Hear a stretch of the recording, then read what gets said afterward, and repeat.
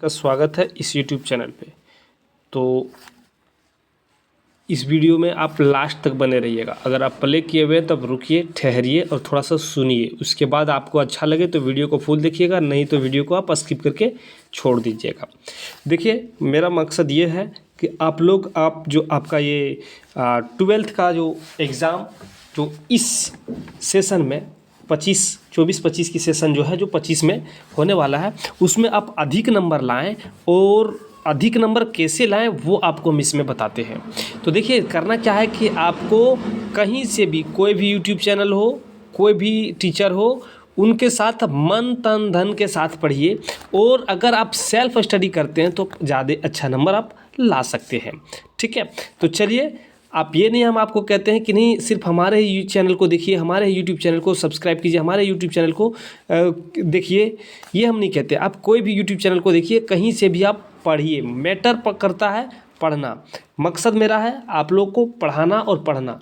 तो आप लोग खुद से पढ़िए या दूसरे चैनल से पढ़िए, लेकिन पढ़ते रहिए और आप लोग अच्छा खासा नंबर लाइए। तो चलिए, अब हम लोग शुरू करते हैं, टॉपिक के ऊपर चलते हैं। तो इस वीडियो में हम लोग जो देखेंगे वो क्लास 12वीं का इकोनॉमिक्स, जिसको अर्थशास्त्र कहते हैं, और अर्थशास्त्र में यहाँ पे जो है व्यष्टि अर्थशास्त्र का परिचय इस वीडियो में हम लोग देखेंगे।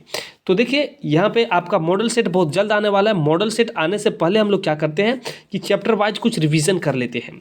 ठीक है, तो चलिए हम लोग चैप्टर वाइज कुछ MCQ प्रश्न को आप लोगों के बीच में प्रस्तुत करेंगे। वीडियो को आप देखिएगा, अच्छा लगे तो चैनल को सब्सक्राइब कीजिएगा, वीडियो को लाइक कीजिएगा, दोस्तों के पास शेयर जरूर कीजिएगा। तो चलिए हम लोग देखते हैं फर्स्ट क्वेश्चन। क्वेश्चन दिया हुआ चैप्टर का नाम है यहाँ पे परिचय, इंट्रोडक्शन। जो व्यष्टि अर्थशास्त्र का परिचय जो है, उसमें से आपका है पहला चैप्टर परिचय। ठीक है, तो चलिए यहाँ पे हम लोग पहला प्रश्न देखिए। ये बहुत बार पूछा गया है, एक बार नहीं बहुत बार पूछा गया है। और सिर्फ इसमें ही बोर्ड पे लेवल के नहीं, अगर कोई बच्चे कंपटीशन लेवल का भी तैयारी कर रहे हैं तो उसमें भी ये प्रश्न को रगड़ा गया है।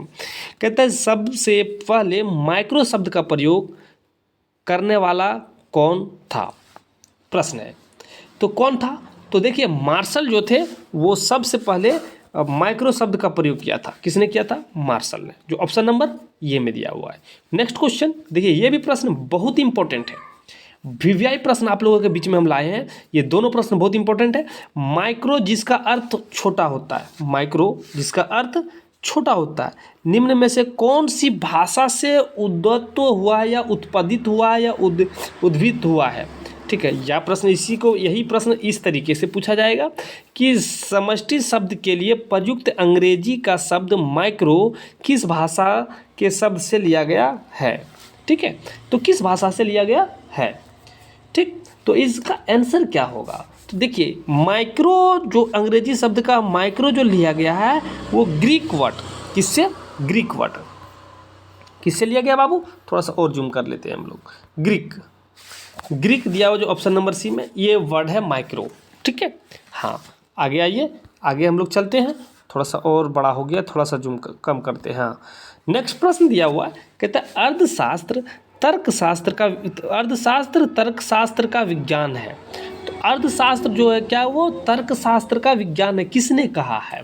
तो ये जो बात कहा है वो कहने वाले व्यक्ति जो है वो है आपका रॉबिन्सन। कौन है बाबू? रॉबिन्सन, जो ऑप्शन नंबर सी में दिया हुआ है।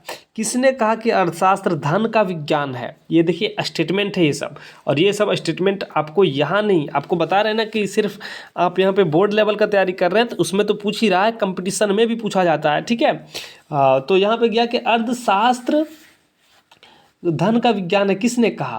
तो अर्थशास्त्र धन का विज्ञान है, ये जो कहने वाले शख्स हैं वो है एडम्स स्मिथ। क्या नाम है उसका? एडम्स स्मिथ, जो ऑप्शन नंबर सी में दिया हुआ है। किसने कहा कि अर्थशास्त्र चयन का विज्ञान है? चयन, सभी स्टेटमेंट है, इसको ध्यान से सुनिएगा, रखिएगा, याद रखिएगा। अर्थशास्त्र चयन का विज्ञान है, किसने कहा है? तो ये वर्ड बात जो कहा है वो ये भी रॉबिन्सन ने कहा है। किसने कहा? रॉबिन्सन, जो ऑप्शन नंबर बी में दिया गया। अवसर लागत का वैकल्पिक नाम है अवसर लागत। इसका वैकल्पिक नाम क्या है? तो अवसर लागत का वैकल्पिक नाम है आर्थिक लागत, जो ऑप्शन नंबर ये में दिया गया है। ठीक है, नेक्स्ट प्रश्न दिया हुआ है, कहता है व्यष्टि अर्थशास्त्र के अंतर्गत निम्न में किसका अध्ययन किया जाता है? तो व्यष्टि अर्थशास्त्र के अंतर्गत निम्न में से व्यष्टि और समष्टि, तो इसमें से क्या किसका किया जाता है? तो व्यष्टि में व्यक्तिगत आय जो होते हैं, व्यक्तिगत परिवार या व्यक्तिगत फार्म या व्यक्तिगत उद्योग, मतलब किसी भी खास आप समझिए खास का, ठीक है, उसको व्यष्टि कहते हैं। समष्टि पूरे समाज का, ठीक है, तो वो इसमें से सभी हो जाएगा, ठीक है, क्योंकि इसमें व्यक्तिगत सभी में जुड़ा हुआ है, इसलिए इसका सही ऑप्शन नंबर डी हो जाएगा, ठीक है। आगे प्रश्न दिया हुआ कहता अर्थव्यवस्था की केंद्रीय समस्या कौन सी है? ये भी प्रश्न बहुत इंपॉर्टेंट है। अर्थव्यवस्था की केंद्रीय समस्या कौन सी है? तो अर्थव्यवस्था की केंद्रीय समस्या है संसाधनों का आवंटन करना, मतलब बंटवारा कैसे किया जाए, या ठीक है, संसाधनों का कुशलतम उपयोग, उसका उपयोग कैसे किया जाए सही से, और आर्थिक विकास। क्या है? आर्थिक विकास, इनमें से सभी। तो इसका सही आंसर हो जाएगा आपका ऑप्शन नंबर डी। ये सभी जो है वो केंद्रीय समस्याएं हैं, सेंट्रल प्रॉब्लम है किसका? अर्थव्यवस्था का, ठीक है। चलिए, आर्थिक प्रणाली के निम्नलिखित में से कौन से रूप हैं? तो आर्थिक प्रणालियों के निम्न में से कौन से रूप हैं? 9वीं नंबर प्रश्न, ठीक है। तो देखिए यहाँ पे आर्थिक प्रणाली में से पूंजीवाद, समाजवाद, मिश्रित अर्थव्यवस्था, ये सभी है जो ऑप्शन नंबर डी में दिया गया है। नेक्स्ट प्रश्न दिया हुआ कहता है कि आर्थिक समस्या मूलतः किस तथ्य की समस्या है? तो आर्थिक समस्या मूलतः किस तथ्य की समस्या है? तो चुनाव की, उपभोक्ता चयन की, फार्मा चयन की, कोई नहीं। तो देखिए चुनाव की समस्या है, किसका है? चुनाव की समस्या, ठीक है। आगे दिया हुआ है कहता है निम्न में किस आधार स्तंभ पर आर्थिक समस्याओं का ढांचा खड़ा है? तो किस आधार स्तंभ पर आर्थिक समस्याओं का ढांचा खड़ा है? तो ये खड़ा है असीमित आवश्यकताएं और सीमित संसाधन, ये दोनों के ऊपर खड़ा है, जो ऑप्शन नंबर आपका सी में दिया गया है। नेक्स्ट प्रश्न को देखिए, नेक्स्ट प्रश्न को ध्यान से सुनिएगा। निम्न में से कौन आर्थिक क्रिया का एक प्रकार है? तो निम्न में से कौन आर्थिक क्रिया का एक प्रकार है? तो ऑप्शन नंबर डी में दिया गया है, जो इनमें से सभी होगा, क्योंकि उत्पादन, उपभोग और विनिमय, ये तीनों चीज बहुत जरूरी है, ठीक है। नेक्स्ट प्रश्न, वह वक्र जो आर्थिक समस्या दर्शाता है कहलाता है? बहुत इंपॉर्टेंट प्रश्न है। वह वक्र जो आर्थिक समस्या को दर्शाता है उसको क्या कहते हैं? यह प्रश्न ऐसा पूछा जाएगा कि उस वक्र का नाम बताइए जो आर्थिक समस्याओं को दर्शाता है। तो आर्थिक समस्या को कौन डिनोट करता है बाबू? तो उत्पादन संभावना वक्र जो है ये दर्शाता है, जो ऑप्शन नंबर डी में दिया गया है। नेक्स्ट प्रश्न को देखिए, थोड़ा सा ज़्यादा जूम हो गया है, इसको कम करते हैं और अब ठीक है। नेक्स्ट समस्या, नेक्स्ट क्वेश्चन, क्योंकि एक समाजवादी अर्थव्यवस्था का मूल्य उद्देश्य होता है। तो समाजवादी अर्थव्यवस्था का मूल्य उद्देश्य क्या होता है? तो होता है कि अधिकतम लोक कल्याण, मतलब अधिकतम लोगों का कल्याण हो, ठीक है। समाजवादी अर्थव्यवस्था का यही मान्य होता है कि अधिकतम लोक कल्याण, जो लोगों का कल्याण हो, ठीक। निम्नांकित में से कौन अर्थव्यवस्था की एक केंद्रीय समस्या है? तभी केंद्रीय समस्या आपको हम काउंटिंग करवाएं बाबू, ठीक है ना। इंटरनल जो सेंट्रल प्रॉब्लम जो होता है किसी भी अर्थव्यवस्था का समस्या, इंटरनल प्रॉब्लम था, उसमें क्या देखे थे कि संसाधनों का आवंटन था, संसाधनों का कुशलतम उपयोग कर लेना और आर्थिक विकास, ये सभी समस्या है।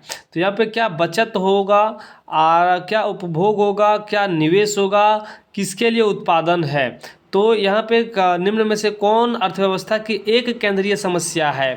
तो एक केंद्रीय समस्या इनमें से कौन होगा? तो इनमें से जो होगा वो है किसके लिए उत्पादन हो। बहुत इंपॉर्टेंट है कि अब कोई भी वस्तु उत्पादित हो रहा है तो किसके लिए उत्पादन होगा, ये बहुत बड़ा अर्थव्यवस्था की केंद्रीय समस्या के रूप में देखा गया है। नेक्स्ट प्रश्न दिया हुआ कहता है अर्थव्यवस्था, अर्थशास्त्र में शब्द व्यष्टि और समष्टि का प्रयोग सर्वप्रथम किस अर्थशास्त्री ने किया था? तो व्यष्टि और समष्टि, माइक्रो और मैक्रो, ठीक है, मैक्रो और मैक्रो का प्रयोग सबसे पहले किसने किया था? तो इसका प्रयोग सबसे पहले जो किया गया था वो रेगनर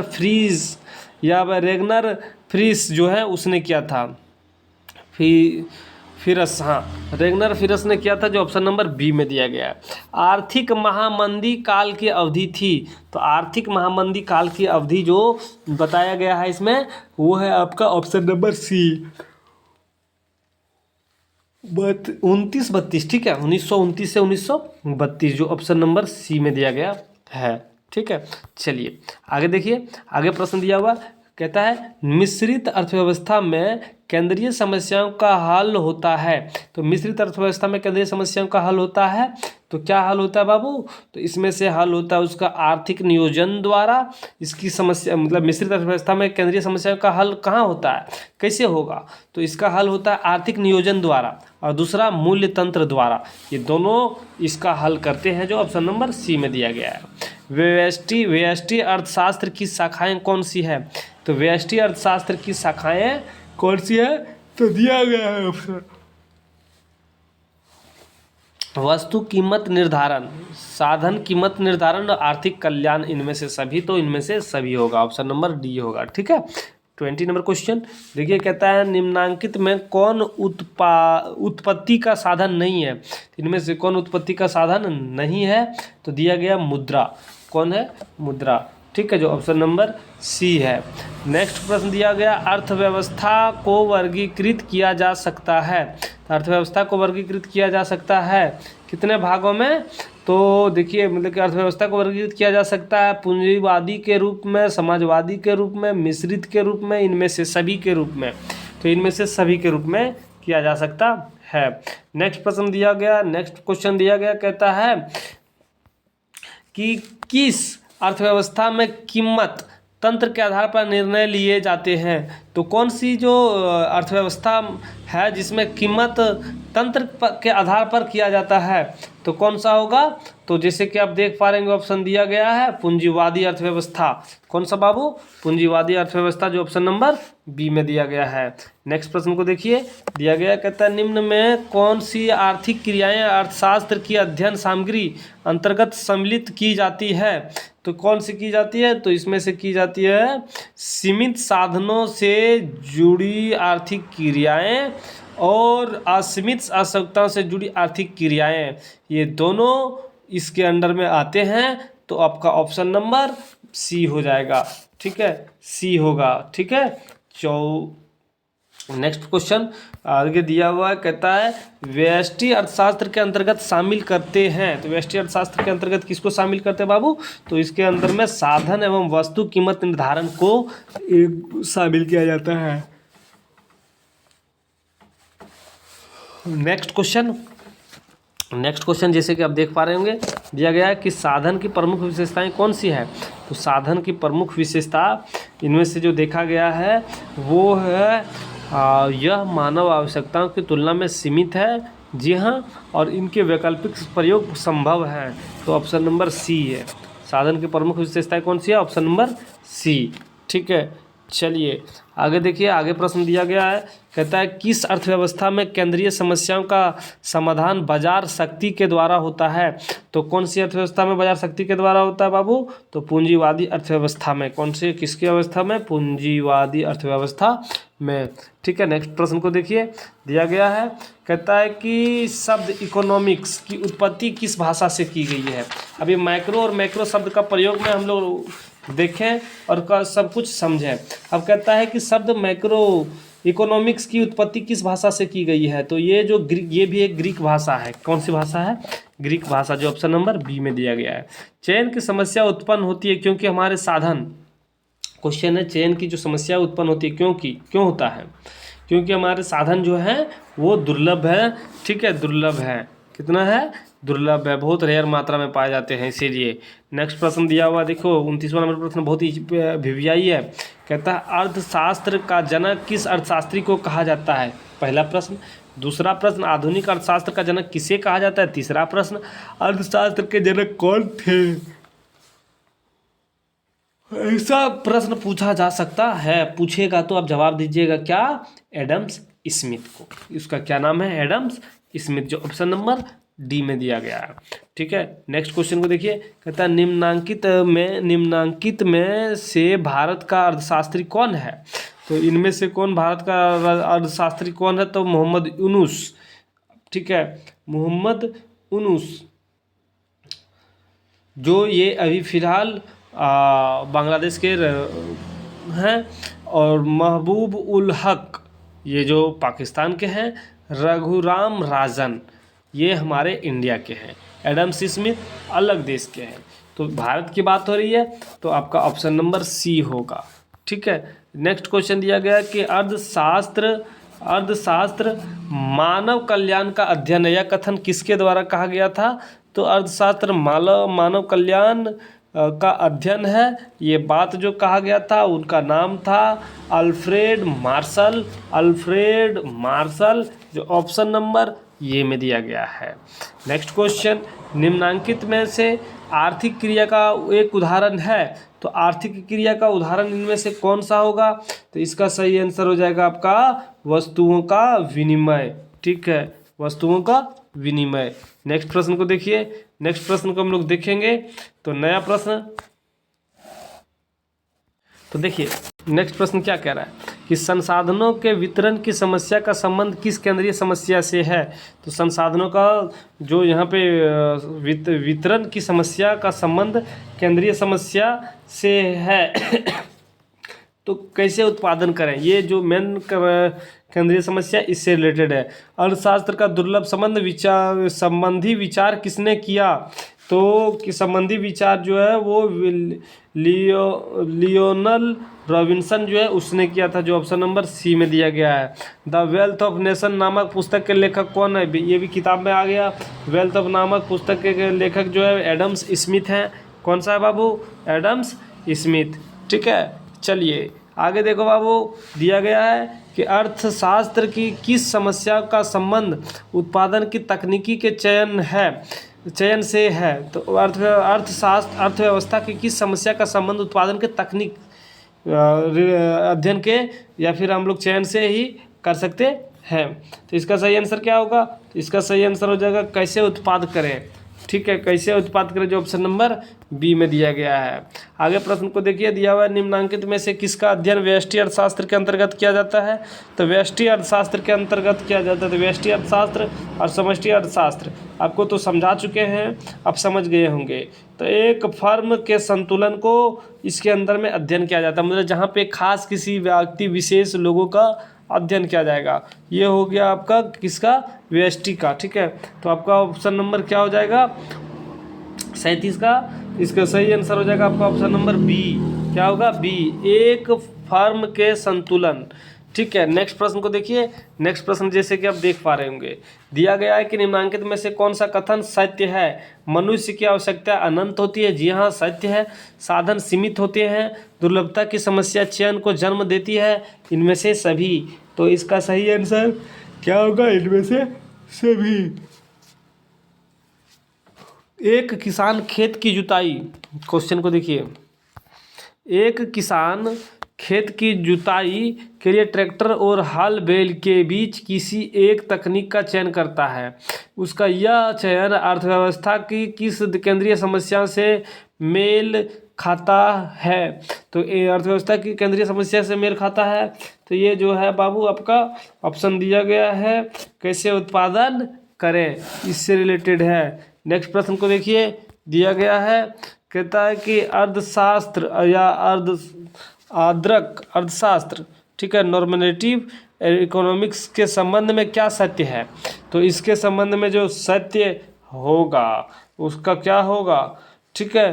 तो दिया गया है आदर्शक अर्थशास्त्र का संबंध क्या है से है, ये नहीं, ऑप्शन नंबर डी में दिया। अर्थशास्त्र का अर्थशास्त्र का कार्य एवं परामर्श देना, जो ऑप्शन नंबर डी में दिया गया है। तो बाबू लोग इसमें हम लोग इकोनॉमिक्स को कवर किए हुए हैं, चैप्टर नंबर 1। तो वीडियो अच्छी लगे तो वीडियो को लाइक कीजिए, चैनल के ऊपर आप नए चैनल को सब्सक्राइब कीजिए। फिर मिलेंगे नए पार्ट लेकर, आपसे अलविदा लेते हैं। जय हिंद।